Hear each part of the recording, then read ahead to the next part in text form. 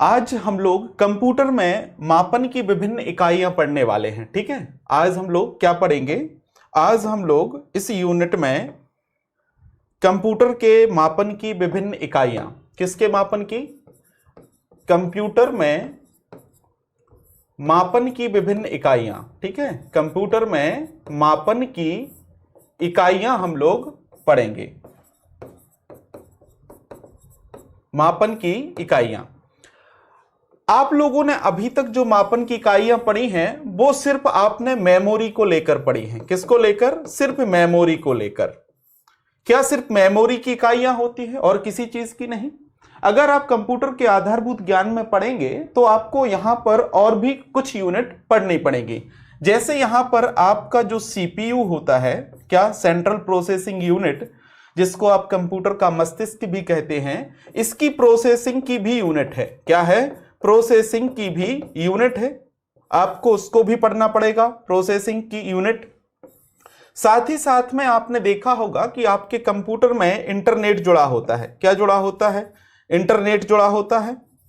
और इंटरनेट की भी क्या होती है? स्पीड होती है। तो उसकी भी क्या होती है? यहां पर यूनिट होती है। तो यहां पर हम लोग कंप्यूटर में मापन की 3 इकाइयां पढ़ेंगे। एक तो आपकी मेमोरी की, दूसरी आपकी सेंट्रल प्रोसेसिंग यूनिट की, और तीसरी यहां पर इंटरनेट की। ये यहां पर आपकी 3 मापन की इकाइयां होंगी। पर यहां पर अभी कुछ समय में थोड़ा सा जो प्रश्न आया हुआ है वो जटिल प्रकृति का आया हुआ है। जटिल इसलिए क्योंकि आपने उसको किया नहीं। जैसे यहां पर क्या हुआ है, एक तो दशमलव पद्धति को लेकर प्रश्न देखा गया है अभी हाल के समय में पीएससी में, और दूसरा बाइनरी। किसको? बाइनरी को लेकर प्रश्न देखा गया है। तो आपको दशमलव और बाइनरी में बदलते हुए आना चाहिए। ठीक है, अगर ये आता है तो आपसे फिर बन जाएगा। चलिए आगे बढ़ते हम लोग। यहां पर कंप्यूटर के जो मापन की इकाइयां हैं तो आप लोग सभी जानते हैं, सबसे पहले आप पढ़ेंगे मेमोरी के मापन की इकाइयां। क्यों? क्योंकि मेमोरी में क्या होता है, आप देखते हैं कि डिजिटल जो आपका डेटा है, जो आपका डिजिटल डेटा है वो क्या रहता है? संरक्षित रहता है, भंडारित रहता है। और उस डिजिटल डेटा को आप रखने के लिए मेमोरी की विभिन्न क्षमताएं क्या करते हो? उपयोग में लाते हो। अब जैसे जैसे क्या हो रहा है, डिजिटल डेटा बढ़ते जा रहा है, तो उसी भांति ये जो मेमोरी है उसकी क्षमताएं भी क्या होते जा रही हैं? धीरे धीरे बढ़ती जा रही हैं। है कि नहीं? बिल्कुल। तो उसकी क्षमताएं बढ़ते जा रही हैं तो साथ ही साथ में उसकी इकाइयां भी बढ़ते जा रही हैं। ठीक है, पहले किलोबाइट हुआ करता था, फिर मेगाबाइट हो गया, फिर गीगाबाइट हो गया, फिर टेराबाइट हो गया, और अब आगे भी बढ़ चुके हैं। तो जैसे जैसे डिजिटल डेटा की जो है संख्या, या आप कहें डिजिटल डेटा की मात्रा जो है बढ़ते जा रही है, वैसे वैसे आपकी मेमोरी यूनिट की इकाइयां भी बढ़ते जा रही हैं। तो उसी क्रम में आप लोग इसको देखेंगे। पर यहां पर मापन की इकाइयों पर जाने से पहले, मेमोरी की मापन की इकाइयों पर जाने से पहले आपको 2 संस्थाओं के बारे में पता होना चाहिए। ठीक है, 2 संस्थाएं वो कौन कौन सी हैं? एक है NIST। कौन सी? NIST, जिसका नाम है नेशनल, क्या नाम है? जिसका नाम है national institute of standard and technology. Standard and technology ये क्या करता है? ये इकाइयों को परिभाषित करने का काम करता है। तो एक संस्था है NIST, national institute of standard technology. ये क्या करता है? इकाइयों को परिभाषित करने का काम करता है। किसको? इकाइयों को क्या करता है? परिभाषित करने का काम करता है। तो कभी प्रश्न पूछ लिया जाए कि निम्न में से कौन सी संस्था जो है मेमोरी की इकाइयों को परिभाषित करने का काम करती है, तो वो कौन है? NIST, national institute of standard technology. एक और संस्था है जिसका नाम है क्या? IEC। क्या नाम है? IEC, इंटरनेशनल, ये नेशनल नहीं है, ये क्या है? International electronical commission.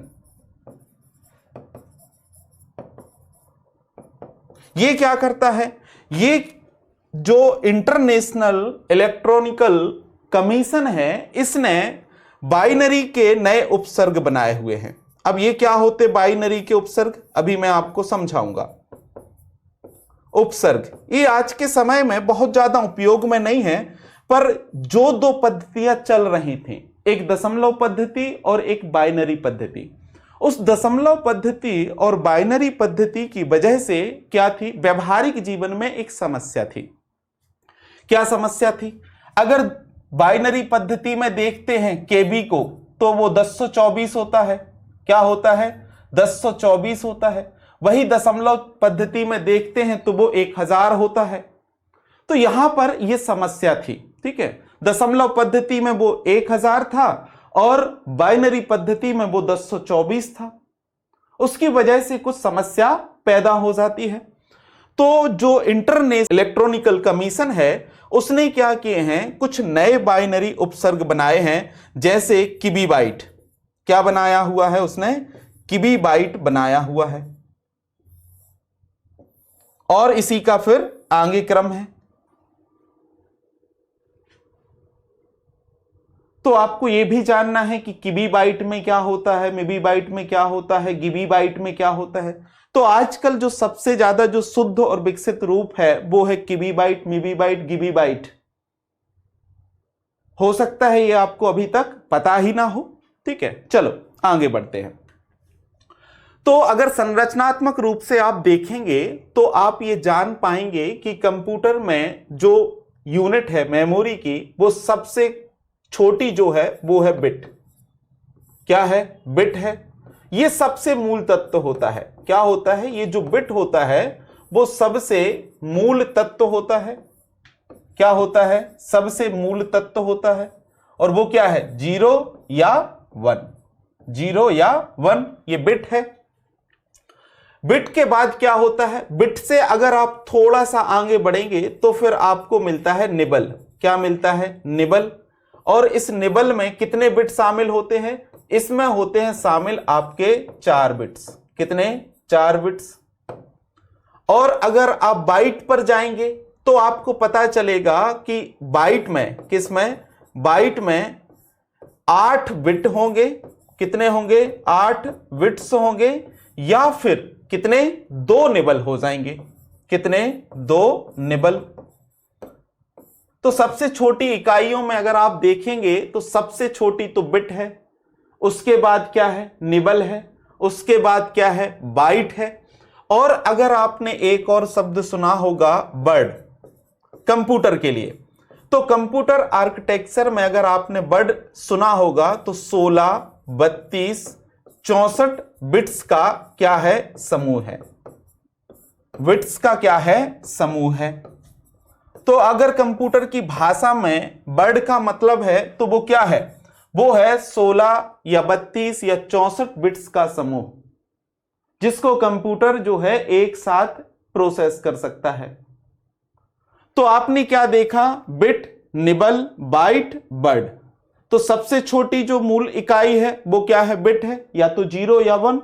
फिर है निबल जिसमें 4 बिट शामिल होते हैं। फिर है बाइट जिसमें 8 बिट शामिल होते हैं, या 2 निबल को मिलाकर ये बनता है।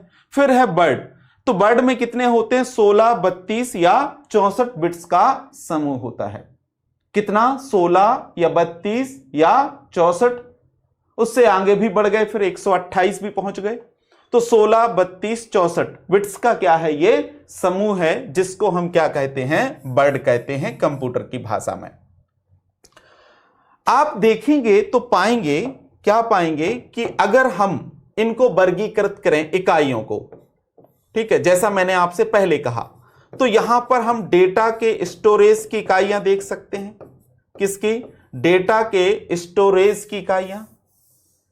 क्या देख सकते हैं, डेटा के स्टोरेज की इकाइयां देख सकते हैं, जिससे आप क्या करते हो, आपकी जो मेमोरी है, ठीक है, और खास करके कौन सी, प्राथमिक और द्वितीयक जो मेमोरी हैं उनकी क्षमता को मापते हो, जिसको आप जीबी, टीबी में मापते हो सामान्य तौर पर, और भी इकाइयां हैं। दूसरा है डेटा ट्रांसफर। क्योंकि आप डेटा का क्या करते हो, ट्रांसफर भी करते हो। तो डेटा ट्रांसफर की भी इकाइयां हैं, और डेटा ट्रांसफर की इकाइयां क्या हैं, एमबीपीएस, जीबीपीएस। यहां पर ध्यान दीजिएगा, ये जो बी है छोटा है, अगर ये बी बड़ा हो जाए तो फिर क्या है, मायने बदल जाएंगे। हां, अगर ये ऐसा हो जाए एमबीपीएस, अगर ये जीबीपीएस हो जाए तो फिर क्या होंगे, आंकड़े बदल जाएंगे, स्पीड बदल जाएगी। तो ये जो छोटा बी है ये बिट्स को बताता है, ये जो बड़ा बी है वो बाइट्स को बताता है। ठीक है, तो छोटा बी किसको बताता है, बिट्स को बताता है। ठीक है, छोटा बी किसको, बिट्स को बताता है, बड़ा बी बाइट को बताता है। यहां पर आपने एक और इकाई देखनी है, वो है प्रोसेसिंग स्पीड की इकाई। किसकी, प्रोसेसिंग स्पीड की इकाई। आपका सीपीयू है, उसकी भी गति अलग अलग होती है, मैंने आपको बताया था कुछ दिन पहले। तो वो होती है गीगाहर्ट्ज में। किस में, गीगाहर्ट्ज में। इसको एच को छोटा लिखते हैं वैसे तो। गीगाहर्ट्ज किस में होती है, गीगाहर्ट्ज में होती है। तो यहां पर आपने क्या देखा कि कंप्यूटर में जो मापन की इकाइयां हैं वो आपको 3 रूपों में या वर्गों में दिखाई देंगी। एक डेटा स्टोरेज की इकाई, एक डेटा ट्रांसफर की इकाई, एक प्रोसेसिंग की इकाई। तीनों से ही प्रश्न पूछा जा सकता है। ठीक है, तो डेटा स्टोरेज की वो इकाई वही है, kilobyte, megabyte, gigabyte, terabyte. Data transfer की भी वही हो जाएंगी, किलोबाइट, ठीक है, मेगाबाइट, गीगाबाइट, अभी तक गीगाबाइट तक ही पहुंचे। प्रोसेसिंग की भी इकाइयां हो जाएंगी हर्ट्ज में, मेगाहर्ट्ज, गीगाहर्ट्ज। ठीक है, तो यहां पर आपको इन तीनों को पढ़ना है। प्रमुख सिद्धांत और मॉडल कौन से हैं, यहां पर ध्यान दीजिएगा इस बात के लिए। ठीक है, यहां पर आप देखेंगे अगर प्रमुख सिद्धांत और मॉडल में, तो आप यहां पर देखेंगे सबसे पहले बाइनरी कोडिंग। क्या देखेंगे, बाइनरी कोडिंग देखेंगे। ये बाइनरी कोडिंग क्या है, आप इतना जरूर जानते हैं कि आपका जो डाटा है, जिसको आप डिजिटल डाटा कहते हो, वो बाइनरी में होता है। आप कंप्यूटर में कुछ भी इस तरीके से नहीं रखते हो, जैसे मैं कह दूं कि मेरा नाम वहां पर सुरेंद्र सेव कर दिया जाए, तो क्या इस तरीके से लिखेगा वो उसको, नहीं, उसको वो बाइनरी में लिखेगा। इस तरीके से कुछ वो वहां पर उसको लिखेगा।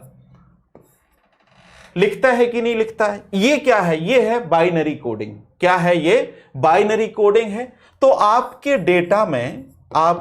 डेटा में जो भी अक्षर होंगे, क्या होंगे, जो भी अक्षर, संख्या, या फिर आप कहें चित्र, जो कुछ भी आपका डेटा हो सकता है, अक्षर हो सकते हैं, संख्या हो सकती है, चित्र हो सकता है, उन सभी को ये क्या करेगा, कंप्यूटर बाइनरी कोडिंग करेगा। उनकी क्या करेगा, बाइनरी कोडिंग करेगा। मतलब डिजिटल डाटा, क्या करेगा, डिजिटल डाटा के रूप में। और डिजिटल डाटा का मतलब है बाइनरी डाटा। क्या है, बाइनरी डाटा। और बाइनरी डाटा का मतलब है 0-1 के रूप में। तो इसको बोलते हैं बाइनरी कोडिंग। फिर एक है ASCII, इसका नाम सुना ही होगा आप लोगों ने, अमेरिकन स्टैंडर्ड वाला। ठीक है, और एक और है यूनिकोड। यूनिकोड ये क्या करते हैं, बाइनरी के जो कोड हैं, क्या हैं, जो बाइनरी कोड हैं, उनको अक्षरों और प्रतीकों में अनुवाद करने के मानकीकृत स्टैंडर्ड हैं। तो जो बाइनरी कोड हैं उनको अक्षरों और प्रतीकों,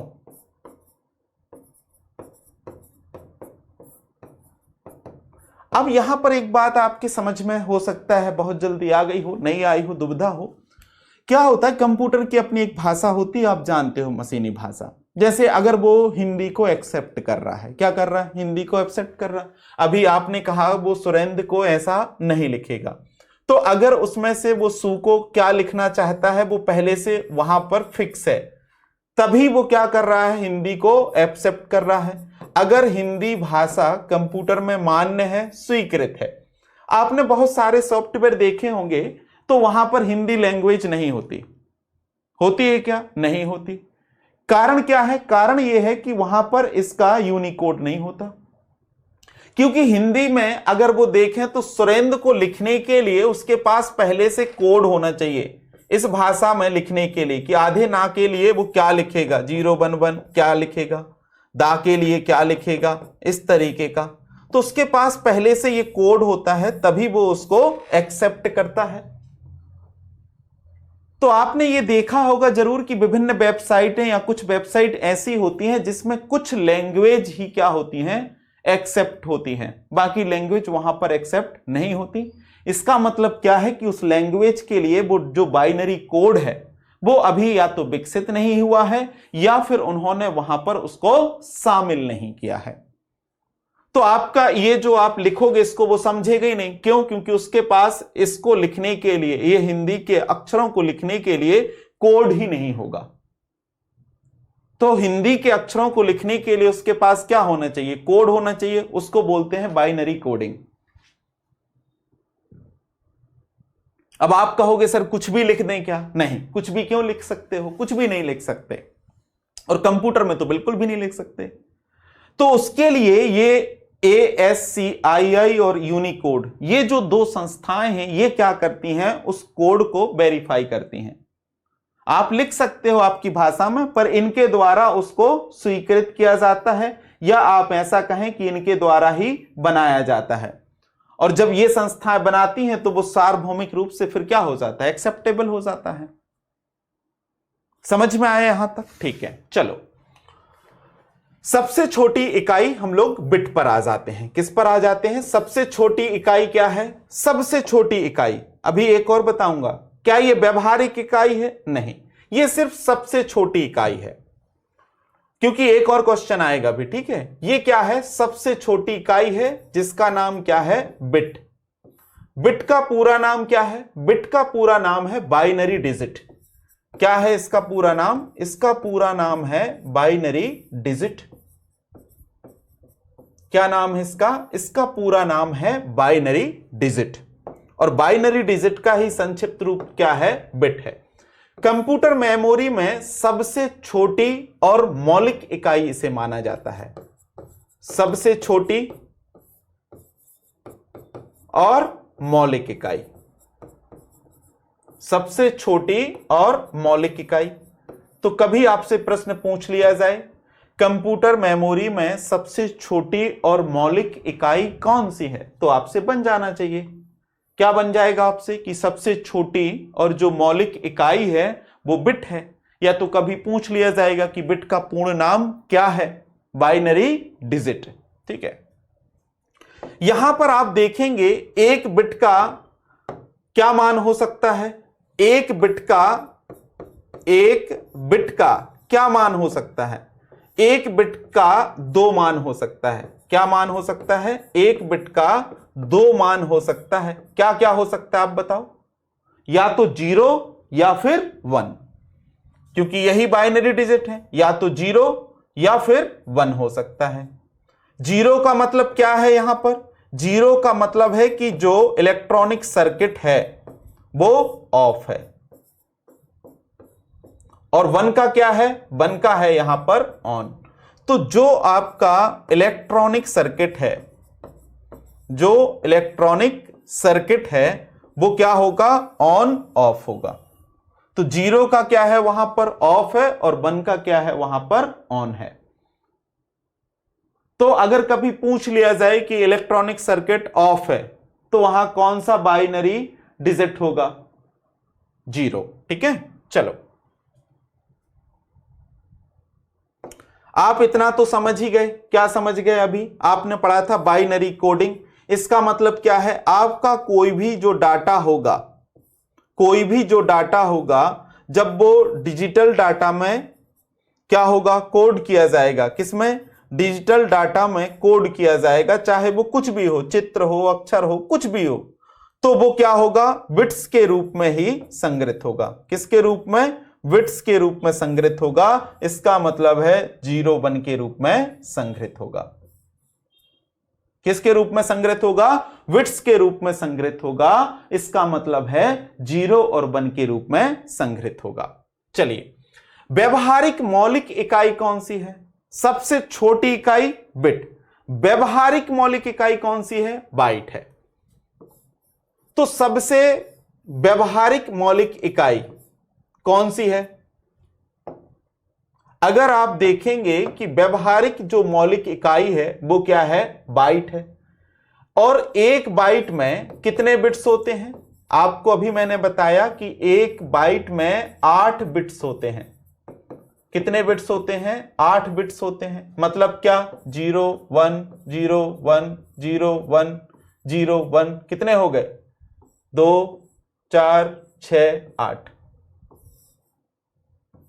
कुछ भी हो सकता है। तो एक बाइट में कितने होते हैं? 8 बिट्स होते हैं। एक बाइट में कितने बिट्स होते हैं? 8 बिट्स होते हैं। होते हैं कि नहीं होते? होते हैं। इसका महत्व क्या है बाइट का? आपको यह पता होगा कि कोई भी अक्षर, एकल अक्षर, एकल जो आपका अक्षर है वो किस में लिखा जाता है? एकल अक्षर। एकल अक्षर लिखा जाता है बाइट में। ठीक है, किस में लिखा जाता है? बाइट में लिखा जाता है। अगर आपको ए लिखना है, क्या लिखना है? ए लिखना है। आपको का लिखना है, ठीक है, तो इसके लिए क्या होंगे? यहां पर हिंदी के लिए अलग हो सकता है, पर यहां पर इंग्लिश के लिए कितने होते हैं? 8 हो सकते हैं। हो सकता है के ए को ऐसे लिखे, तो यहां पर के लिए 8, ए के लिए 8, ठीक है, पर यहां पर अभी हिंदी इंग्लिश नहीं पढ़ रहे हैं। सिर्फ इतना समझो कि ए क्या है? एक अक्षर है, और इस अक्षर के लिए कितने बिट्स वो यूज करेगा? 8। इसीलिए इसको व्यवहारिक मौलिक इकाई कहा जाता है, क्योंकि जो एकल अक्षर है जैसे कि ए, वो किस में लिखा जाता है? बाइट में लिखा जाता है। किस में लिखा जाता है? बाइट में लिखा जाता है। मतलब ए को लिखने के लिए कितने होंगे? 8 बिट्स होंगे। कितने होंगे? 8 बिट्स होंगे। मतलब ए को लिखने के लिए जो कोड बनेगा वो ऐसे कुछ बनेगा, जितना भी बने, जो भी बना होगा उनका, ठीक है, पर उसमें कितने होंगे? 8 बाइनरी डिजिट होंगे। कितने होंगे? 8 बाइनरी डिजिट होंगे। ठीक है, क्लियर। चलो, इसकी एक सहायक इकाई भी है, ध्यान दीजिएगा। इसकी बाइट्स की क्या है? एक सहायक इकाई है। क्या है? एक सहायक इकाई है। क्या है? एक सहायक इकाई भी है। उसको क्या कहते हैं? उसको आप कहते हैं निबल। फिर आप कहोगे सर जब अक्षर ए जो है वो बिट्स में ही लिखा जाता है तो निबल का तो कोई मतलब ही नहीं है फिर, क्योंकि एक निबल में कितने बाइट होते हैं? एक निबल में 4 बिट्स होते हैं। कितने होते हैं? एक निबल में 4 बिट्स होते हैं। एक निबल के बराबर कितने बिट्स होते हैं? 4 बिट्स। तो आप पूछोगे या आपके मन में एक सवाल आएगा कि सर जब लिखा तो 8 बिट्स में ही जाता है, लिखा सब कुछ बाइट में ही जाता है, एक अक्षर के लिए 1 बाइट चाहिए, तो निबल का उपयोग फिर कहां होगा? चलो, हमको बिट समझ में आता था, बिट समझ में आया क्योंकि 0 1 है, ठीक है, पर निबल का कहां महत्व है फिर? क्योंकि 4 का तो कोई रोल ही नहीं है अभी तक जो आपने बताया, पर कहीं तो होता होगा, तब तो ये इकाई बनी। तो इसका उपयोग कहां होता है? निबल का, क्योंकि अक्षर को लिखने में तो बाइट्स का उपयोग होगा, फिर निबल का उपयोग कहां होगा? और ये इकाई बनी क्यों? आप बताओ, सोचो जरा। ऐसी तो नहीं बना दी होगी, क्योंकि निबल जब बनी है तो कहीं ना कहीं 4 जो हैं बाइनरी डिजिट उपयोग हो रहे होंगे। अब वो कहां हो रहे? क्योंकि अभी तो आपने कहा किसी भी एक अक्षर के लिए, चिन्ह के लिए बाइट की जरूरत होती है। पर इसकी निबल की कहां जरूरत पड़ गई, मतलब 4 बिट्स की कहां जरूरत पड़ गई, 4 बिट्स से क्या बनता था। ठीक है, तो क्या होता है कंप्यूटर नेटवर्किंग में, कहां पर, कंप्यूटर नेटवर्किंग में, किसमें, कंप्यूटर नेटवर्किंग में, कंप्यूटर नेटवर्किंग में और हेक्साडेसिमल में, कहां पर, हेक्साडेसिमल में किसका उपयोग किया जाता है, कंप्यूटर नेटवर्किंग और हेक्साडेसिमल में निबल का उपयोग किया जाता है। तो कभी आपसे पूछ लिया जाएगा जब बहुत गूढ़ प्रश्न आएगा, कठिन सा, आधा वर्ड लिखना हो, नहीं, ठीक है, क्योंकि अंग्रेजी में आधा वर्ड होता ही नहीं है, ठीक है जी, अंग्रेजी में आधा वर्ड होता है, कुछ नहीं होता, वो हिंदी में होता है, और हिंदी में कोडिंग नहीं होती है, किस में होती है, अंग्रेजी में कोडिंग होती है। तो का के लिए के ए लिखा गया होगा, ठीक है, तो ये 2 हो गए तो 16, ठीक है, ऐसे। तो ये जो निबल है इसका उपयोग कहां होता है, कंप्यूटर नेटवर्किंग में और हेक्साडेसिमल में इसका उपयोग होता है। कहां पर, कंप्यूटर नेटवर्किंग में और हेक्साडेसिमल में। इसीलिए यहां पर कभी आपसे प्रश्न पूछा जा सकता है, क्या प्रश्न पूछा जा सकता है, कंप्यूटर नेटवर्किंग में कौन सी यूनिट का उपयोग किया जाएगा, बिट का, बाइट का, निबल का, गीगाबाइट का। तो कंप्यूटर नेटवर्किंग में और हेक्साडेसिमल में किसका उपयोग होगा, निबल का उपयोग होगा, ठीक है जी। चलो, मेमोरी इकाइयों का पदानुक्रम कुछ होता है क्या, हां होता है, बिल्कुल। आप सभी जानते हैं कि आज जो आपका डाटा है, क्या है, डाटा है, वो क्या हो रहा है, दिन प्रतिदिन बढ़ते जा रहा है, और यही वजह है कि बिट से शुरुआत हुई थी चीजों की, हुई थी कि नहीं हुई थी, हुई थी। किससे, बिट से शुरुआत हुई, बिट से, ठीक है, फिर बाइट्स पर आ गए, बिट, बाइट, निबल, फिर किलोबाइट, फिर मेगाबाइट, फिर गीगाबाइट आ रहे, और आज बढ़ते ही जा रहा है क्योंकि डाटा बढ़ रहा है। तो यहां पर शुरुआती दौर में इसके मापन की 2 प्रणालियां थी। कितनी प्रणालियां थी, 2 प्रणालियां थी। ध्यान दीजिएगा, अब यहां पर यह प्रश्न क्योंकि आ गया है, अभी 2 प्रणालियां हैं। कौन कौन सी, एक तो सामान्य जो आपकी प्रचलित है, आप कैसे गणना करते हो, आपकी कौन सी पद्धति प्रचलन में है आज, मापन की आपकी कौन सी इकाइयां हैं, आज आप मापन की किस इकाई का उपयोग करते हो। तो आपको पता है कि आज आप मापन की दशमलव पद्धति का उपयोग करते हो कि नहीं करते हो, करते हो।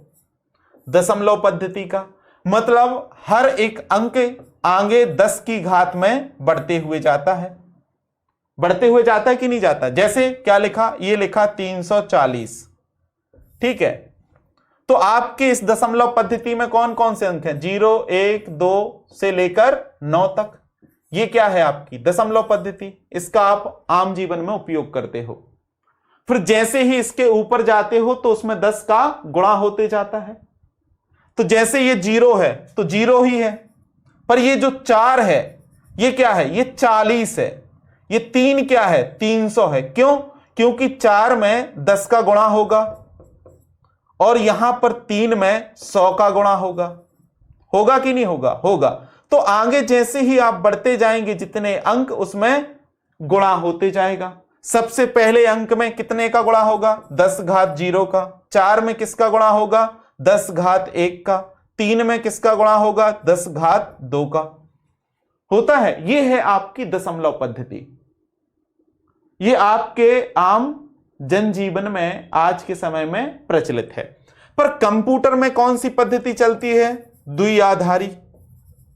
कौन सी, द्विआधारी, क्योंकि इसमें 2 ही अंक हैं। आपके कितने अंक हैं, आपके में 10 अंक हैं और इसमें 2 अंक हैं, 0 और 1। तो एक पद्धति है द्विआधारी, एक है दशमलव पद्धति।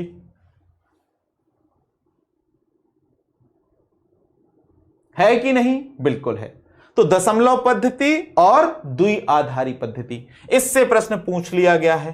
इससे, दशमलव पद्धति से। अभी कुछ समय पहले ही एमपीपीएससी ने एक एडीपीओ का एग्जाम लिया था, उसमें पहला प्रश्न उसने यही डाला कि इस डिजिटल जो डिजिट हैं, ठीक है, इनको दशमलव पद्धति में बदलिए। तो आज हम लोग सीखेंगे भी, ठीक है। चलो दशमलव प्रणाली को सबसे पहले समझते हैं। किसको? दशमलव प्रणाली को। इसका आधार क्या होता है? इसका आधार मैंने बताया 10 होता है। सबसे पहले अंक के लिए किसका? 10 का गुणा करते हो, 10 घात 0 का, यही चल रहा है। इसमें टोटल कितने अंक होते हैं? इसमें टोटल आपके 10 अंक होते हैं कि नहीं? 0 से लेकर 9 तक होते हैं। तो जो दशमलव प्रणाली है उसका आधार क्या होता है? उसका आधार होता है 10 का घात 10 का गुणा। और इसमें कुल कितने अंक होते हैं? कुल अंक होते हैं इसमें 10, 0 से लेकर 9 तक। इसके काम करने का तरीका क्या है? जो संख्या का मान है, क्या है? जो संख्या का मान है उसके स्थान पर निर्भर करता है। किसके? उसके स्थान पर निर्भर करता है। जैसे अभी मैंने बताया 3, 4, 5, नहीं एक साथ लिखना था, ये लिखा। तो यहां पर 4 का मान क्या होगा? संख्या उसके स्थान पर निर्भर करेगा। यहां 4 कहां है? दूसरे स्थान पर है, इसलिए इस 4 का मान 40 है। ये 3 इस स्थान पर है, इसलिए इसका मान 300 है। तो ये जो दशमलव प्रणाली है इसमें संख्या का मान उसके स्थान पर निर्भर करता है। 5 का मान क्या है? क्योंकि ये पहले स्थान पर है, तो इसमें 10 घात क्या होगा? 5 गुणित 10 घात 0 होगा। तो क्या निकल कर आएगा? 10 की घात 0 मतलब 1, 5 एकम 5, ठीक है। 4 कहां पर है? दूसरे स्थान पर है, तो 10 घात 1, क्योंकि ये संख्या इस तरीके से बढ़ती है। इसके लिए 10 की घात 0 पहले अंक के लिए, दूसरे अंक के लिए 10 घात 1, तो 10 की घात 1 मतलब 10, 10 गुणित 4 कितना हो गया? 40। और तीसरा अंक है 3, तो 10 घात 2, 10 दाम 100 गुणित 3 बराबर कितना हो गया? 300।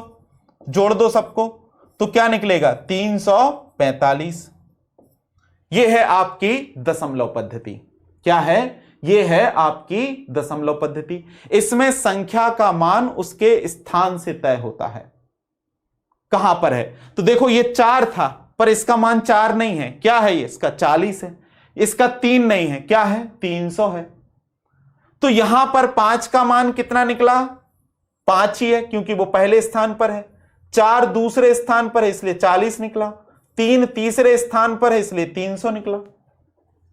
अगर एक आध और होता यहां पर, जैसे यहां पर 1 होता, तो क्या होता? 1 गुणित 10 घात 3 1000, तो 1345 हो जाता फिर कुल। क्लियर है? समझ में आ रहा? ठीक है।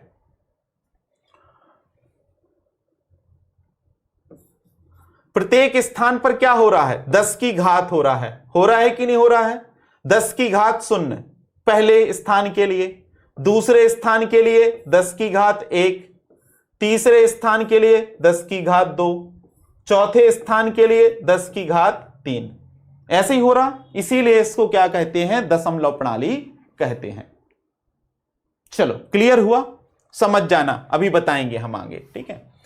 फिर आ जाते हैं द्विधारी प्रणाली पर, बाइनरी सिस्टम। ये किसके लिए है? ये है कंप्यूटर के लिए। तो कंप्यूटर की कौन सी प्रणाली है? कंप्यूटर की प्रणाली है द्विधारी प्रणाली, बाइनरी सिस्टम जिसको बोलते हैं। क्या बोलते हैं? Binary system. इसका आधार क्या होता है? इसका आधार होता है 2। क्या होता है? इसका आधार होता है 2। और ये जो बाइनरी सिस्टम है इसका उपयोग कहां किया जाता है? आप कहोगे सर इसका उपयोग कंप्यूटर में या फिर डिजिटल इलेक्ट्रॉनिक्स में होता है। कहां पर? डिजिटल इलेक्ट्रॉनिक्स में होता है। होता है कि नहीं होता? होता है, कंप्यूटर में ही है। ये कंप्यूटर के लिए बना था द्विधारी। क्यों द्विधारी बना? क्योंकि बाइनरी क्यों बना? क्योंकि यहां पर जो बाइनरी डिजिट है वो क्या है? 0 या फिर 1 है। क्या है 0 या 1 है, तो यहां कितने हैं 2 हैं, इसलिए इसका आधार 2 बना। दशमलव में कितने अंक थे 10 थे, इसलिए उनका आधार 10 बना। चलो कैसे काम करता है ये, किसी भी संख्या का मान उसके स्थान पर निर्भर करता है। यहां भी संख्या का जो मान है उसके स्थान पर निर्भर करता है। कहां पर, स्थान पर निर्भर करता है। संख्या का मान किस पर निर्भर करता है, स्थान पर निर्भर करता है। कैसे, समझो। जैसे अगर कोई संख्या लिखी है, बाइनरी में क्या लिखा रहेगा बताओ, 0 1 0 1 या 1 1, ऐसे ही कुछ। ठीक है, थोड़ा सा छोटा कर लेते हैं, ज्यादा बड़ा फिर समझने में आपको दिक्कत होगी। ऐसा कर लेते हैं 1 0 1, ये लिखा है। क्या लिखा है, 1 0 1 लिखा हुआ है। अब इसका मान क्या समझोगे आप, इसका मान कैसे निकलेगा ये बताओ आप मुझे। तो आप सभी जानते हैं कि सबसे पहले इसमें किसका गुणा होगा, 1 में 2 की घात 0 का। क्यों, क्योंकि ये द्विधारी है, बाइनरी। फिर क्या है 0, 2 की घात 1, फिर क्या है तीसरा अंक क्या है 1 है, क्या है 1 है। तो यहां 2 की घात क्या हो जाएगी 2।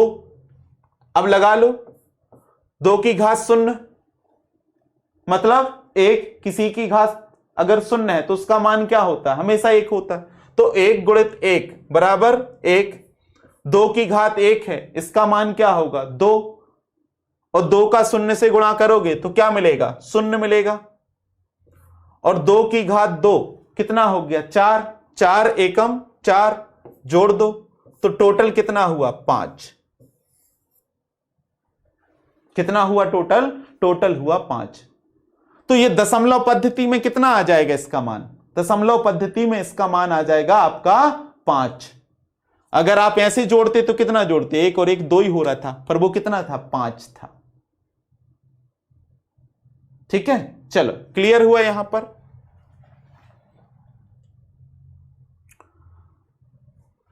तो ये 2 प्रणालियां हैं। ठीक है, आगे बढ़ते हैं। अब सबसे पहले हम लोग द्विधारी प्रणाली की इकाइयां पढ़ेंगे जो प्रचलित हैं। ठीक है, द्विधारी प्रणाली की इकाइयां। ठीक है, क्या पढ़ेंगे, द्विधारी प्रणाली की इकाइयां पढ़ेंगे। द्विधारी प्रणाली की क्या पढ़ेंगे हम लोग, सबसे पहले इकाइयां पढ़ेंगे। सबसे छोटी तो मैं आपको बता ही दिया हूं कि नहीं बता दिया, बता दिया हूं, आगे बढ़े उससे। सबसे पहले क्या होता है बिट्स। ठीक है, क्या होता है बिट या बिट्स, जिसको आप कहते हो 0 1 0 या 1। फिर क्या होता है बाइट होता है, उसमें कितने होते हैं 8 बिट्स होते हैं। ठीक है, आगे बढ़े चलो। तो 1 बिट्स और 1 बाइट, 1 बाइट में कितने बिट्स होते हैं 8 बिट्स होते हैं। ठीक है, 1 बिट में क्या होता है 0 या 1 होता है, और 1 बाइट में कितने बिट्स होते हैं 8 बिट्स होते हैं। निबल में आपको बता दिया। अब इससे हम थोड़ा सा ऊपर बढ़ेंगे। ठीक है, बाइट से क्या आएगा किलो बाइट, केबी, क्या आएगा किलो बाइट। तो यहां पर किलो बाइट का मतलब क्या होगा 1024 बाइट। कितना होगा 1024। तो यहां पर जो ये किलो का मान है वो कितना है 1024 है। तो यहां पर जो संख्याएं बढ़ेंगी अब वो 1024 के गुणक में बढ़ती हैं। किसके गुणक में, 1024 के गुणक में बनती हैं। अगर यहीं पर दशमलव पद्धति होती तो किलो में कितना होता 1000। तो दशमलव पद्धति में 1000 के गुणक में बढ़ती हैं, और द्विधारी प्रणाली बाइनरी सिस्टम में वो 1024 के गुणक में बढ़ती हैं। इस बात को याद रखिएगा, दशमलव पद्धति में 1000 के गुणक में बढ़ती हैं, और बाइनरी प्रणाली में द्विधारी प्रणाली में वो 1024 के गुणक में फिर आगे बढ़ती हैं। बढ़ती हैं कि नहीं बढ़ती, बढ़ती हैं। फिर क्या हो जाएगा केबी किलोबाइट में 1024 बाइट्स हो जाएंगे। हो जाएंगे कि नहीं हो जाएंगे, हो जाएंगे। 2 घात 10 बाइट। ठीक है, 2 की घात 10 बाइट। फिर आएगा क्या, मेगाबाइट। क्या आएगा, मेगाबाइट। कितना होगा इसमें, 1024 केबी हो जाएगा कि नहीं, 2 की घात 20 बाइट, 2 की घात 20 बाइट्स। फिर क्या होगा, फिर होगा यहां पर गीगाबाइट, जीबी। इसमें कितना हो जाएगा, 1024 एमबी। क्या हो जाएगा, 1024 एमबी, 2 की घात 30 बाइट्स। फिर जीबी के बाद क्या आएगा, टीबी आएगा, टेराबाइट। क्या आएगा, टेराबाइट। उसमें क्या हो जाएगा, 1024 आपका जीबी हो जाएगा। क्या हो जाएगा, 1024 जीबी, 2 की घात 40। फिर क्या आएगा टेराबाइट के बाद, पेटाबाइट। क्या आएगा, पेटाबाइट। पेटाबाइट में क्या हो जाएगा, 1024 टीबी हो जाएगा, 2 की घात 50। फिर क्या आएगा, एक्साबाइट। पेटाबाइट के बाद क्या आता है, एक्साबाइट। उसमें क्या हो जाएगा, 1024 आपका पेटाबाइट हो जाएगा। यह हो जाएगा आपका 2 की घात 60। फिर क्या आएगा, एक्साबाइट के बाद क्या आता है, एक्साबाइट के बाद आता है जेटाबाइट। क्या आता है, जेटाबाइट।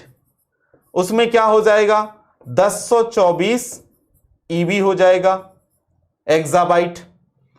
जेटाबाइट के बाद क्या आता है, योटाबाइट। क्या आता है, योटाबाइट। उसमें क्या हो जाएगा, 1024 जेटाबाइट, 2 की घात 80। और जेटाबाइट के लिए 2 की घात 70। तो आप कहां से बिट से गए थे, बिट से निबल, निबल से बाइट, फिर उसके बाद आए किलोबाइट। किलोबाइट से आपने देखा कि 1024 के गुणक में वो बढ़ते जा रहे हैं। Kilobyte, megabyte, gigabyte, terabyte, petabyte, exabyte, zettabyte, yottabyte.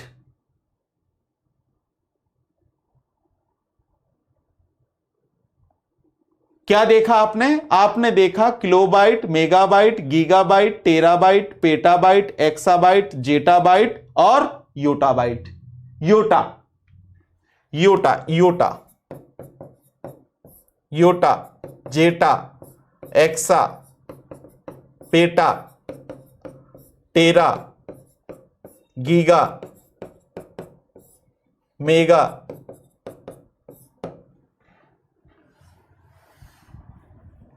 समझ में आ रहा। तो ये क्या है, ये है बाइनरी सिस्टम, जो किसके गुणक में बढ़ा, 1024 के गुणक में बढ़ा।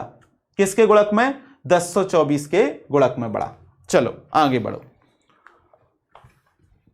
अब आ जाओ दशमलव प्रणाली पर। ये जो दशमलव प्रणाली है, इसका विकास किसने किया था, एसआई ने, इंटरनेशनल यूनिट सिस्टम। ठीक है, किसने, अंतरराष्ट्रीय जो इकाई प्रणाली है, क्या है, जो अंतरराष्ट्रीय इकाई प्रणाली है, क्या है, जो अंतरराष्ट्रीय इकाई प्रणाली है, उसके उपसर्ग हैं ये। ठीक है, किसके, उसके उपसर्ग हैं।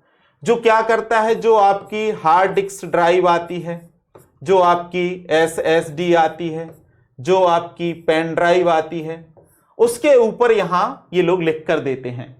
दिक्कत अभी मैं बताऊंगा, समस्या कहां है। ठीक है, तो इसमें क्या लिखा आता है, इसमें लिखा आता है किलोबाइट। क्या लिखा आता है, किलोबाइट। पर किलोबाइट में कितने बाइट्स लिखते हैं ये, 1024 नहीं, कितने लिखेंगे, 1000 बाइट्स। क्या लिखेंगे, 1000 बाइट्स लिखेंगे। क्या लिखेंगे, 1000 बाइट्स। तो अगर दशमलव प्रणाली में किलोबाइट है, तो कभी आ जाए, प्रश्न पूछ लिया जाए, आपको लगेगा 1024 लगा दो, हो गया सही। अगर बाइनरी में पूछेगा तो 1024 सही होगा। अगर उसने कभी पूछ लिया दशमलव प्रणाली में केबी का मान क्या होगा, तो केबी का मान होगा 1000 बाइट, 1024 नहीं होगा भैया। अगर कभी पूछ लिया मेगाबाइट, क्या पूछ लिया, मेगाबाइट, तो कितना होगा बताओ आप यहां पर, एक कितना होगा, अरे बताओ, 1000 केबी। कितना होगा 1000 KB। तो ये 1000 के गुणा में बढ़ेगा मेगाबाइट, फिर उसी तरीके से गीगाबाइट क्या होगा 1000 MB हो जाएगा। टेराबाइट पर जाएगा तो कितना हो जाएगा 1000 GB हो जाएगा। अगर वो टेरा के बाद पेटा पर चला गया तो कितना हो जाएगा 1000 TB हो जाएगा। और इसका जो घात है वो बढ़ जाएगा, किलोबाइट में कितना हो जाएगा 10 की घात 3, 10 की घात 6, 10 की घात 3, 10 की घात 6, 10 की घात 9, 10 की घात 12, 10 की घात 15।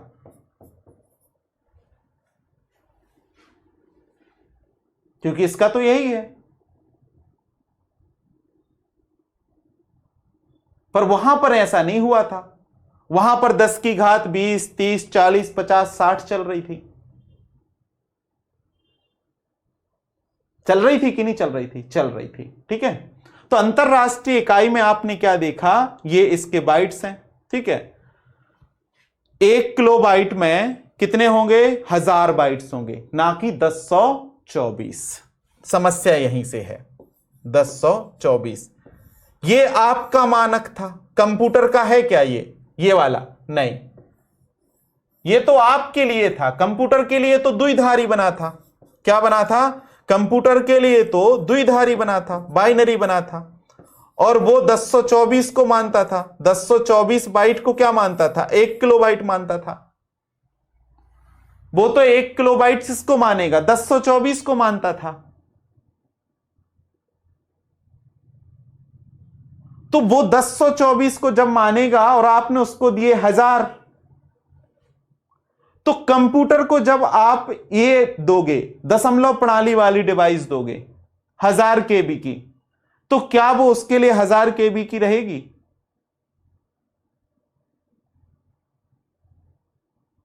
नहीं रहेगी। क्या हो जाएगी? कम हो जाएगी। कितनी कम हो जाएगी आप बताओ? 1024 का भाग दे देगा। कितना निकलेगा बताओ? देकर देखो, 1024 का भाग दो। अगर यहां पर आप MB की सही मात्रा, यही दिक्कत है, यही कारण है कि आप लेते कुछ हो। आपने मोबाइल लिया 128 GB का, पर उसमें 128 GB दिखते ही नहीं। क्यों? क्योंकि वो 128 GB आपको ये बताता है, पर जब आपका मोबाइल उसको पढ़ता है तो वो तो उसमें पढ़ता है 1024 के मान में, और फिर आपको वो वहां पर कम दिखने लगता है। दिखने लगता है 100 GB क्या दिखेगा? 930 या 931 GB दिखेगा। दिखता है कि नहीं दिखता? क्यों? क्योंकि GB यहां तक पहुंचा है वो, तो यहां पर 1024 का 2 बार भाग जाएगा। करो, 1 GB का डाटा, 1 GB की मेमोरी आपको बाइनरी में देखनी है तो कितने की दिखेगी? करो ये कैलकुलेशन। तो 1024 का भाग देगा तो यहां आ जाएगा, दूसरे 1024 का भाग देगा तो यहां आ जाएगा।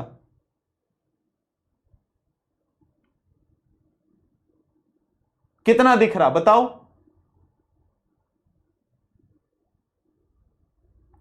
क्योंकि वो 1024 का भाग देकर इसको शुद्ध रूप में लाएगा, बाइनरी में बदलेगा, फिर पता चलेगा अच्छा इतना ही बचा। ठीक है, चलो। व्यवहारिक विसंगति क्या है? यही है विज्ञप्ति बनाम वास्तविक क्षमता। आपसे कहा जाता है, क्या कहा जाता है कि आपको हम क्या दे रहे हैं? 1 GB की मेमोरी दे रहे हैं। क्या दे रहे हैं? 1 GB की। उसमें आएगा 1000 MB। कितना आएगा? 1000 MB। पर क्या कंप्यूटर के लिए वो 1000 MB होगा? नहीं होगा। तो 1 GB डाटा में कितना होगा? अगर दशमलव पद्धति में देखें तो उसके हिसाब से ये दशमलव का मान है। दशमलव पद्धति, आपसे यही कहा जाता है। क्या कहा जाता है विज्ञप्ति में बार बार? क्या कहा जाता है कि आपको हम 1000 MB मेमोरी क्षमता देंगे। कितना देंगे? 1000 MB। पर वो कंप्यूटर के लिए 1000 MB है क्या?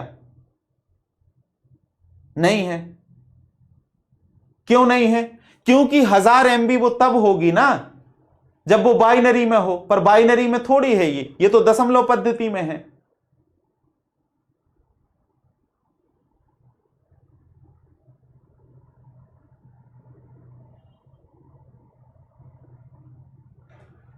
ठीक है, चलो, हाँ, पूरा गुणा करो ना, ऊपर तक जाओगे तो जैसे 1 GB में आपको देखना है, क्या देखना है? 1 GB में कितना GB आपको मिलेगा द्विधारी में, ठीक है।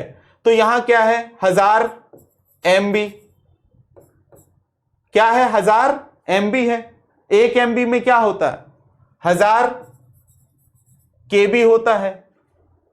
और 1000 KB में क्या होता है? 1000 बाइट होता है। होता है कि नहीं होता? होता है। हां, तो उसमें अब भाग दो आप।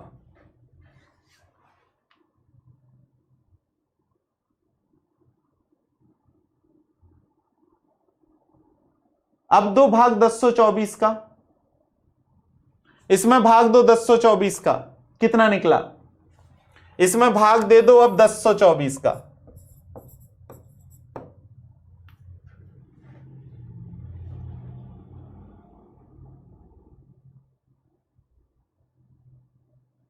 भाग दो इसमें भाग दो, क्योंकि ये 1000 था। 1 GB में कितना है? 1000 MB।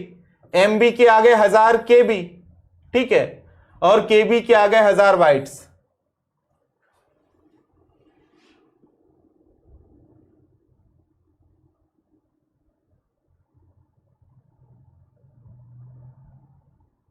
अब दे दो 1024 का भाग। बाइट्स में बदल दिया आपने पूरे को, तो 1 GB में इतने बाइट्स हो गए कि नहीं हो गए? अब 1024 का भाग दे दो।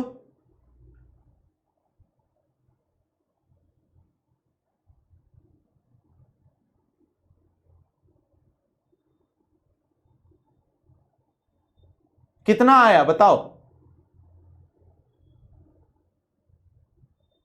976। हां, यही, ठीक है। तो अब ये जो 1000 MB कितना दिख रहा था? 1000 MB था, कितना आ गया आपका? 976 MB। कितना आ गया? 976 MB आ गया। तो आपसे कहा गया था कि हम आपको दे रहे हैं 1000 MB,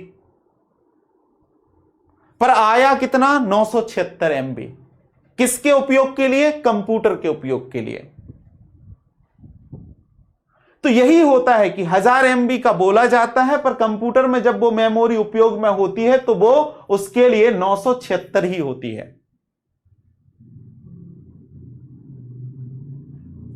क्लियर हुआ यहां पर? हां, तो ये अगर कभी पूछ लिया जाए बहुत डीप में, क्योंकि जैसे आने लगा है दशमलव वाला, ऐसा उम्मीद नहीं थी कि सामान्य से एग्जाम में यहां तक पूछेगा, पर पूछने लगा वो दशमलव में, ठीक है, तो यहां भी वो कभी जा ही सकता है।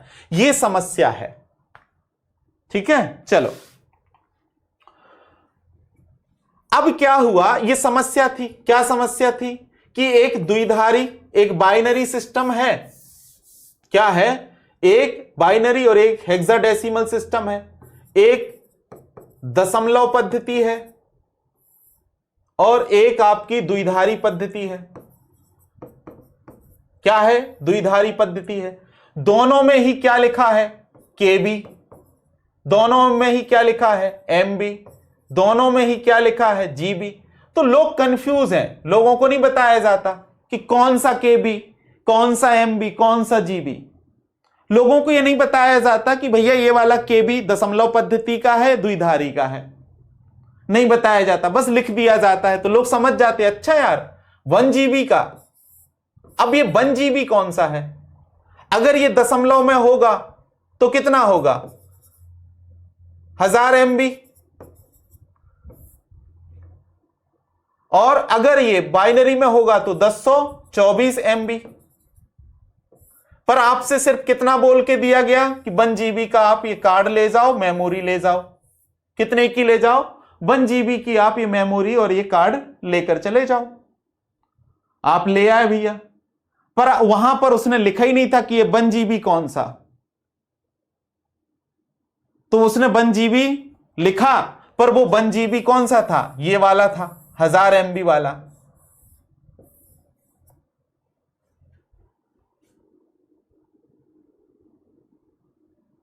वास्तविक रूप में कितने होते अगर द्विधारी में होता, 1024 MB। कंप्यूटर इसका उपयोग ही नहीं करता, क्योंकि कंप्यूटर तो इसका उपयोग करता है बाइनरी का, और कंप्यूटर के लिए तो वो बना, समझ रहे। तो कम मेमोरी आपको इसके बराबर इसमें बनाकर बेच दी, आपको लगा 1 GB, क्योंकि आप थोड़ी 1024 करोगे, आपने कहा 1 MB 1 KB 1 GB 1 TB, ठीक है, मैं 1 TB की मेमोरी लेकर आ गया, उसने बेच दिया। अब आपको पता ही नहीं कि वो 1000 MB था या 1000 GB, टीबी में तो जीबी हो जाएगा, 1000 GB था कि 1024 GB था, समझ रहे आप, ठीक है। चलो, अब ये दिक्कत थी, तो इस दिक्कत को दूर करने का प्रयास किया गया, ठीक है, क्योंकि उपभोक्ता के अधिकार मायने रखते हैं। तो मैंने बताया था आपको कि एक संस्था है इंटरनेशनल इलेक्ट्रो टेक्निकल कमीशन, ठीक है, कौन है, इंटरनेशनल इलेक्ट्रो टेक्निकल कमीशन। इसने 1998 में, ठीक है, द्विधारी प्रणाली के लिए ये जो उपसर्ग क्या है, यहां पर उपसर्ग मतलब ये इकाइयां जो नाम दे दिए गए हैं, केबी, ठीक है, एमबी, जीबी, टीबी, ये उपसर्ग कहलाते हैं। क्या कहलाते हैं, उपसर्ग।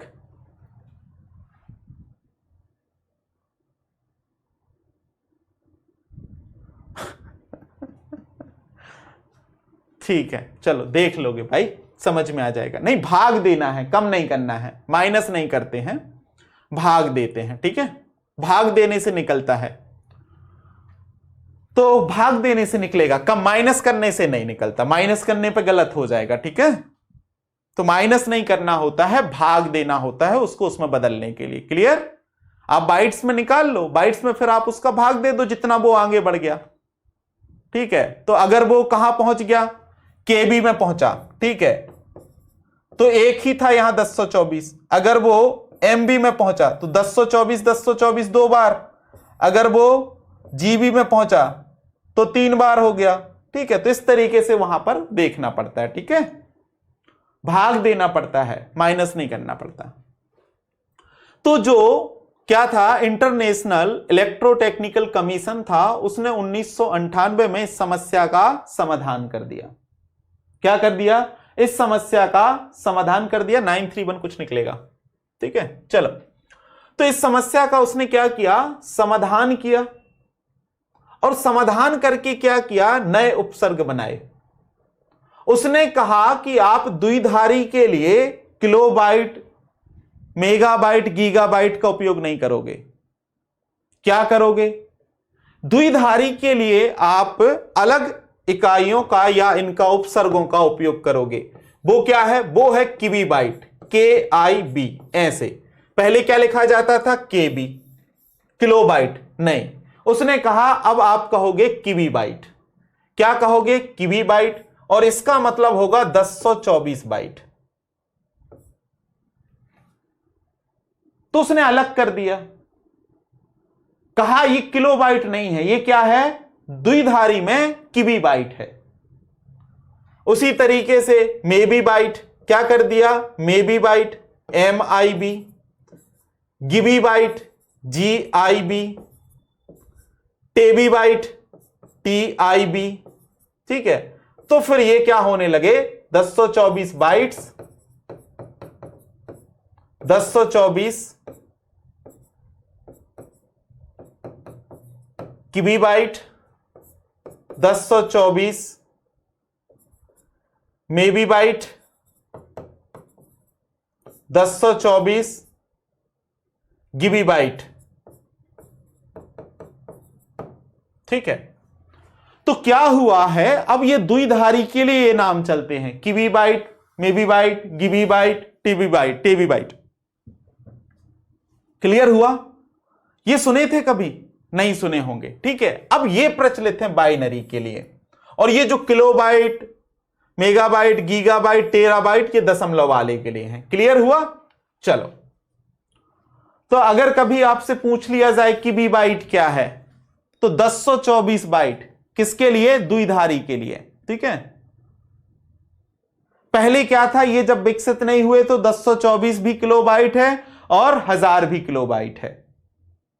अब ऐसा नहीं होगा, 1024 के लिए किलोबाइट नहीं किबी बाइट है, 1024 किबी बाइट के लिए क्या है? मेबी बाइट है। क्या है? मेबी बाइट है, गिबी बाइट है, डेबी बाइट है, ठीक है, टेबी बाइट टेराबाइट के लिए, ठीक है। चलो आगे बढ़ो। क्लियर?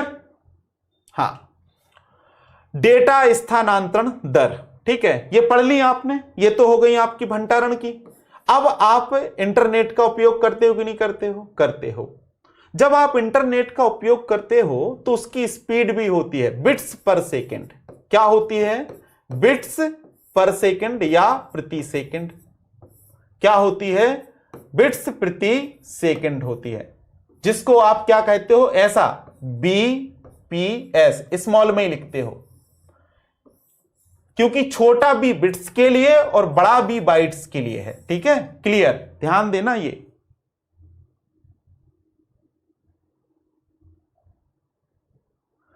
ठीक है, तो छोटा बी बाइट्स के लिए और बड़ा, छोटा बी बिट्स के लिए और बड़ा बी बाइट्स के लिए है, ठीक है। तो क्या होता था? बिट्स पर सेकंड। ये किसकी स्पीड है? इंटरनेट की। होता है बिट्स पर सेकंड। फिर उसके बाद क्या होता है? किलो बिट्स पर सेकंड। फिर क्या होता है? एमबीपीएस, मेगा बिट्स पर सेकंड। फिर क्या होता है? जीबीपीएस, गीगा बिट्स पर सेकंड। अभी यहां पहुंच गए हैं जीबीपीएस पर, ठीक है। 1 जीबी की स्पीड आने लगी है नेट में। एक सेकंड में 1024 MB डाटा डाउनलोड हो सकता है, अपलोड हो सकता है, ठीक है। तो अभी जो आपके पास क्लास पहुंच रही है वो है 300 MBPS वाला प्लान। कितना? 300 MBPS प्लान। 300 मेगाबिट पर सेकंड डाटा जा रहा है। उपयोग हो रहा क्या इतना?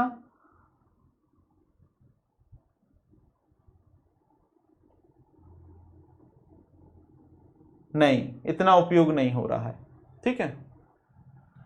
चलो, तो ये क्या है? डेटा की स्पीड है। यहां पर क्या क्वेश्चन पूछा जाएगा? यहां पर एक क्वेश्चन आपसे पूछा जाएगा। क्या? जैसे एक आपने प्लान ले लिया, मान के चलते हैं, क्या है, आपके पास इंटरनेट का प्लान है 100 MBPS का। कितना है? 100 MBPS का। तो ये कितना हो गया? ये हो गया 100 मेगाबाइट प्रति सेकंड। हो गया क्या? नहीं, ये क्या है? 100 मेगाबिट्स पर सेकंड। क्या है ये? 100 मेगाबिट्स पर सेकंड है। पर अगर आपको क्या करना है, इसको इसमें बदलना है MBPS में, तो फिर क्या करोगे? तो आप देखो ना, अगर इतना सा लिखा है अंतर, तो बहुत बड़ा अंतर आ जाएगा। ये क्या है? 100 मेगाबिट्स पर सेकंड। आपको बदलना है इसको मेगाबाइट पर सेकंड में, तो क्या करना पड़ेगा? एक बिट में कितने बाइट होते हैं? एक बाइट में कितने बिट होते हैं? 8। ठीक है, तो आपको क्या चाहिए? बाइट चाहिए। तो इसमें क्या करो? 8 का भाग दे दो। क्या करो? 8 का भाग दे दो, तो कितना निकलेगा? 8 एकम 8, 2 20, 8 दूनी 16, 4 8 चौको 32, लगभग है 12.4 MBPS। 8 का दोगे ना बेटा?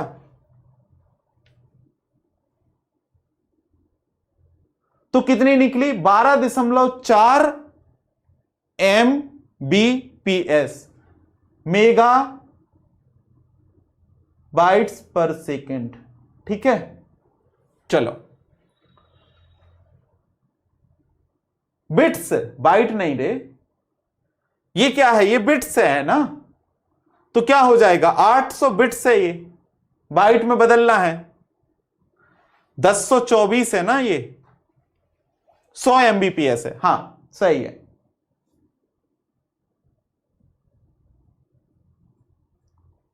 अब बिट्स को कहां बदलोगे, 800 कहे हो जाएगा बे, बिट्स में ऑलरेडी है वो, बिट्स से छोटी कोई इकाई है क्या? अंजलि कर क्या रही हो तुम, 800 बाइट, अरे बिट और बाइट अभी बिट्स पढ़ा था और बाइट पढ़ा था, एक बाइट बराबर क्या होता है, 8 बिट्स होता है, तो ये किस में है, ये बिट्स में है, 100 मेगा बिट्स पर सेकेंड, बिट्स है ये, ठीक है। चलो बाइट में बदलना है तो 8 का भाग दे दो, तो 12.4 MBPS, ठीक है। तो कभी ये बस पूछ लिया जाए कि इसमें इसका पूर्ण नाम क्या है, अगर ऐसा कभी पूछ लिया जाए MBPS का पूर्ण नाम क्या है, तुरंत आंखें बंद करी लगाए, मेगा बिट्स पर सेकेंड, पहला ऑप्शन मेगा बिट, नहीं, क्या हो जाएगा, मेगा बाइट पर सेकेंड। ऐसे ही कभी पूछ लिया जाए KIB, सब कहेंगे 1024, KIB 1024 को पढ़ें, ऑप्शन रहेगा 1024 किलोबाइट, पहले ही ऑप्शन, नहीं 1024 की भी बाइट हो जाएगा, ठीक है। चलो प्रोसेसर में आ जाओ, अब किसमें, प्रोसेसर में, अंतिम यूनिट, ठीक है। आप सभी जानते हैं कि आपका जो प्रोसेसर होता है वो भी क्या करता है, काम करता है, उसकी अपनी एक गति होती है, यूनिट होती है, ठीक है, होता है कि नहीं। तो आपका जो CPU होता है, क्या होता है, CPU होता है, वो सबसे पहले तो वर्ड को काउंट करता है। आपको मैं वर्ड के बारे में बता दिया था, क्या बता दिया था, वर्ड का मतलब यह था कि CPU किसको प्रोसेस करता है, उसके लिए इकाई क्या है, उसके लिए इकाई होता है वर्ड, और जो होता है 32 या 64, आज के समय में ये प्रोसेसर चल रहा है 3264, चल रहा है नहीं कि नहीं चल रहा है, चल रहा है। अब यहां पर इसकी स्पीड, ये तो हो गई वर्ड 3264, ठीक है, तो CPU वर्ड को एक्सेप्ट करता है। यहां पर आपको इसकी क्लॉक स्पीड देखनी है, तो CPU की स्पीड क्या स्पीड कहलाती है, क्लॉक स्पीड, क्या कहलाती है, क्लॉक स्पीड कहलाती है। इसका मतलब क्या है, CPU के एक क्लॉक चक्र को पूरा करने में लगने वाला समय, यह क्या होता है, प्रति सेकंड, प्रति सेकंड में चक्र, प्रति सेकंड कितने चक्र वो लगा रहा है, जिसको क्लॉक स्पीड कहते हैं, मैंने पढ़ाया भी था, ठीक है। तो क्लॉक स्पीड कहते हैं प्रति सेकंड उसके चक्र कितने लग रहे हैं। अब ये प्रति सेकंड जब चक्कर लगाएगा तो उसका क्या होगा, कुछ इकाई होगा कि नहीं होगा, होगा। अगर वो एक चक्र लगाया, एक चक्र प्रति सेकंड, तो उसे क्या कहोगे, उसे कहोगे हर्ट्ज, क्या कहोगे, हर्ट्ज, क्या कहोगे, हर्ट्ज। तो कभी प्रश्न पूछ लिया जाए CPU 1 हर्ट्ज की गति से चल रहा है, इसका अर्थ है 1 चक्कर प्रति सेकंड, 1 लाख चक्कर प्रति सेकंड, 1 मिलियन चक्कर प्रति सेकंड, 1 बिलियन प्रति चक्कर प्रति सेकंड, हर्ट्ज। तो 1 चक्र प्रति सेकंड को क्या कहेंगे, हर्ट्ज कहेंगे, क्या कहेंगे, हर्ट्ज कहेंगे, हर्ट्ज, ठीक है, हर्ट्ज। अगर वो क्या कर रहा है, प्रति सेकंड 1000 चक्कर लगा रहा है, तो क्या कहोगे उसे, क्या कहोगे आप बताओ, किलो हर्ट्ज, क्या कहोगे, किलो हर्ट्ज। अब आगे आप समझ गए क्या करना है, ठीक है। तो 3 का और गुणा कर दो, 10 घात 6 चक्र लगा रहा है तो वो क्या हो जाएगा, मेगाहर्ट्ज। क्या हो जाएगा, मेगाहर्ट्ज। अगर 3 और कर दो, 10⁹ चक्र लगा रहा है तो क्या हो जाएगा, गीगाहर्ट्ज हो जाएगा।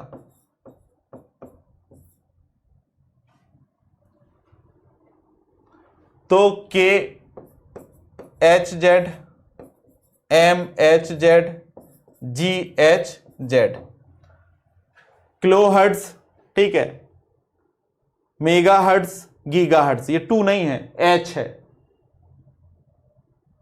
क्लियर हुआ यहां पर कि नहीं हुआ? हो गया भैया क्लियर? अब बन जाएगी मेमोरी की यूनिट्स कि नहीं, मेमोरी की, साथ ही साथ में इंटरनेट की, साथ ही साथ में आपसे सीपीयू की। ये कंप्यूटर में तीनों यूनिट होती हैं, मापन की इकाइयां होती हैं, वो मैंने आपको तीनों ही पढ़ा दी और समझा दी। चलो